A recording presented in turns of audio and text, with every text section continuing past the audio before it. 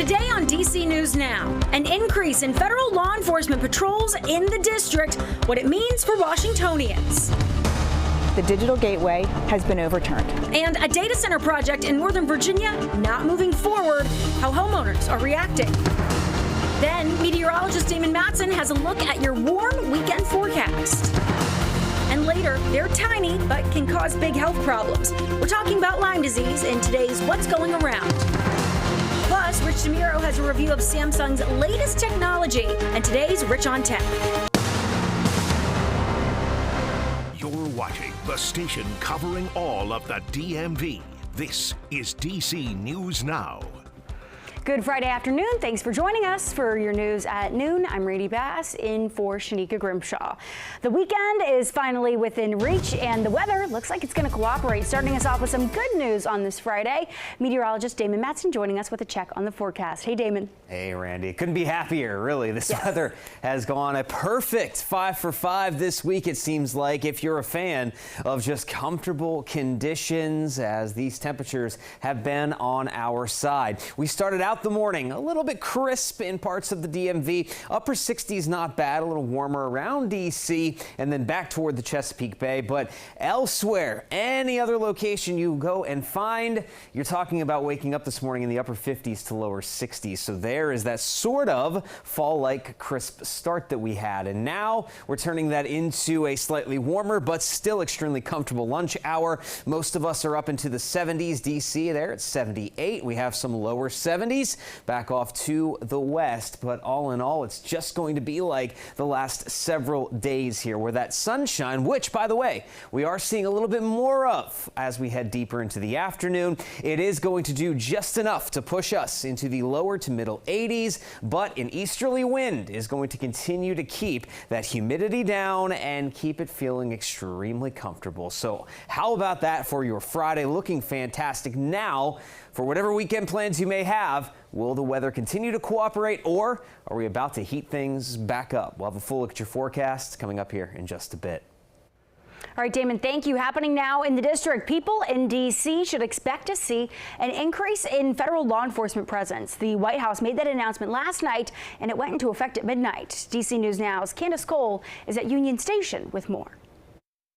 Well, this increase in police presence across D.C. is part of a 7-day trial the White House says is meant to protect innocent citizens from violent crime here in D.C. It is a massive undertaking across 15 agencies being led by the U.S. Park Police and includes our own Metro Police Department. This is all happening just a day after the president floated the possibility of taking over the police department, which D.C.'s home rule does allow for on a temporary basis. The move by Trump comes almost a week after a former DOJ staffer was allegedly beaten up during a botched carjacking last weekend by a group of teenagers, after which he called again for a federal takeover of D.C. and for minors as young as 14 years old to be tried as adults. Now, Trump has repeatedly railed against city leadership for being too weak on crime, but his criticism comes as D.C. is experiencing a 30-year low in crime with a 35% drop overall and violent crime down 26%. That's according to data from MPD. Here's Trump's newly confirmed U.S. Attorney for D.C., Jeanine Pirro, weighing in. We're seeing far too much crime being committed by young people, 14, 15, 16, 17 years old. They need to be held accountable. D.C. Council has to repeal some of these absurd ordinances and laws that they've had passed that do nothing to protect the people of this city and of this district. Now, D.C.'s Congresswoman Eleanor Holmes Norton did not mince words. She says even if D.C. hadn't been experiencing historic lows in crime, that the president's comments are both misguided and offensive to the district's 700,000 residents. She says the real problem is federal interference and used the opportunity to again call for D.C. statehood. Reporting in Northwest, Candace Cole, D.C. News Now. Candace, thank you. A death investigation is underway in Alexandria after FBI agents tried to carry out an arrest warrant this morning. Agents say as they were carrying out that warrant along King Street this morning about 6 o'clock, the subject of that warrant leapt from a 15th floor balcony of an apartment building. Agents tried to perform life-saving measures but couldn't save the person. It's not clear what agents were trying to arrest them for. Special agent in charge Reed Davis shared more details on scene. The arrest warrant remains sealed at this time, and we'll get you more information when we can. The Alexandria Police Department is overseeing that ongoing death investigation. Happening today, the suspect who police say shot and killed two Israeli embassy staffers is back in court. It comes a day after the U.S. Attorney for D.C. announced hate crime charges. Back in May, on May 31st, Elias Rodriguez traveled from Chicago to D.C. and brought with him a 9mm semi-automatic weapon and killed Yaron Lashinsky and Sarah Milgram. It happened outside the Capitol Jewish Museum, followed by an event at the American Jewish Committee. Rodriguez could also face the death penalty if he is found guilty. And there is a new FBI report showing a rise in religiously motivated hate crimes happening across the country. Those statistics show crimes against the Jewish community continue to reach record highs. The FBI data takes a look at incidents from all of last year, and in 2023, those numbers are at their highest since the Bureau began reporting that information. The American Jewish Committee says people are being targeted not just out of hate, but because some believe the violence and intimidation is justified by events happening around the globe. Although the FBI reports hate crimes overall are down, hate crimes against Jewish people are not. The FBI report shows that religiously motivated incidents increased by about 3% from 2023 to 2024, with anti-Jewish incidents having increased by about 6% from 1,800 in 2023 to 1,900 in 2024. Jewish people account for only 2% of the U.S. population, yet were the target of roughly 70% of religiously motivated hate crimes. Gila Franklin Siegel is the COO of the Jewish Community Relations Council of Greater Washington. She says change will take time.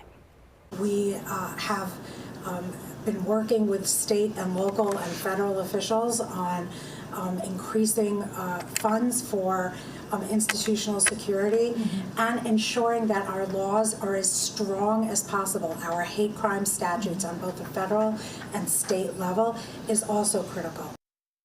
Franklin Siegel says education is very important. She also says it can play a big part in preventing hate crimes from happening. And in the district, the Attorney General's office sending a warning to hospitals, telling them to expect a surge of patients in their emergency departments starting around midnight. ANC Commissioner Tom Donahue sharing the news on social media. The Post says they are expecting an increase because law enforcement is making a concerted effort to clear out homeless encampments, saying that could result in a large number of people being brought into hospitals. We have reached out to the Attorney General's office for more information. We have not yet heard back. New this afternoon, multiple lanes were closed on the Baltimore-Washington Parkway in Anne Arundel County after two cars collided this morning. Details at this time are still limited, but you can see there on your screen those two cars ended up on top of each other. 3 southbound lanes were closed on the Parkway. It's not known at this point if anyone was hurt. Those lanes have since reopened. A massive data center project in Prince William County cannot move forward. A judge ruling in favor of homeowners who say the county didn't advertise its zoning changes properly. In December 2023, the County Board of Supervisors rezoned land in Gainesville to allow for the Digital Gateway project, but Thursday, a judge ruled the rezoning was void. Judge Kimberly Irving ruled the advertised notice provided by the county didn't comply with state code and county ordinance. She also agreed the county didn't follow the law when documents requested by homeowners weren't available before that December hearing. Win for transparency into how our government operates. It's a win for making sure that our government operates the way that it's supposed to in terms of following our regulations, following state statute. A county spokesperson said they appreciate the court's careful consideration of this case. The county attorney's office says it is reviewing the decision and will advise the board accordingly. Happening today, a vigil for 27-year-old Akeem Toure, who was shot and killed last weekend in Northwest D.C. That vigil is set for this evening in Prince George's County. Just after 11 p.m. Sunday, MPD responded to New Jersey Avenue for the report of a shooting. When officers arrived on scene, they found Akeem unconscious and not breathing, suffering from gunshot wounds. He was then taken to a nearby hospital where he was pronounced dead. In the district, Trayon White officially getting his D.C. council seat back today. He will be sworn in at the Rise Center in Ward 8 this afternoon at 2 o'clock. White recently won the Ward 8 special election after the council expelled him from his seat earlier this year. Comes after the FBI arrested White in August of last year for a federal bribery indictment, alleging he accepted money in exchange for his influence on city violence intervention contracts. His trial is set for early next year. And in D.C., the Broccoli City Festival is here. The lineup includes Chris Brown, Summer Walker, Bryson Tiller, and more. The festival says a star-studded lineup of artists and immersive activities are designed to uplift and empower communities, saying attendees can look forward to a vibrant fusion of music, fashion, food, culture, and community. Commanders fans rejoice. Football is finally back. The team's first preseason game gets underway tonight, playing the New England Patriots on the road. Their first preseason faceoff comes on the heels of a bit of a Cinderella season for the Commanders, with Jaden Daniels at quarterback, and fans are ready for what lies ahead. That game starts tonight at 7:30. More on what to expect from the team this afternoon on DC News Now at 4.